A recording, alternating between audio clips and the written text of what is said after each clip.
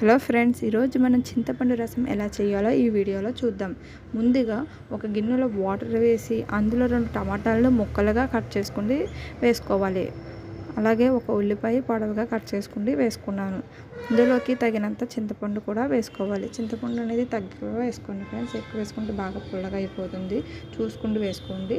అలాగే ఒక spoon salt and ఒక స్పూన్ పసుపు వేసుకుండి స్టవ్ ఆన్ చేసి వీటన్నిటిని స్టవ్ మీద పెట్టి ఒకసారి గట్టితో కలుపుకుండి బెల్లం వేసి ఈ చారుని బాగా మరగనివ్వాలి. నెక్స్ట్ వేరే స్టవ్ ఆన్ చేసి అందులో ప్యాన్ పెట్టి మనం తీసుకున్న పోపు సామాన్లన్నిటిని అందులో వేసుకోండి. బాగా వేగిన తర్వాత ఈ చారుని స్టవ్ ఆఫ్ చేసేసి అందులో ఉన్న వేస్ట్ అంతా తీసేసి పోపు సామాన్లు వేసుకోండి. కొత్తిమీరతో గార్నిష్ చేసుకుంటే మనకి రసం అనేది రెడీ అయ్యింది. చూసారు కదా ఫ్రెండ్స్, మీకు ఈ వీడియో నచ్చినట్టయితే లైక్ చేసి సబ్స్క్రైబ్ చేయండి ఫ్రెండ్స్. Thank you friends.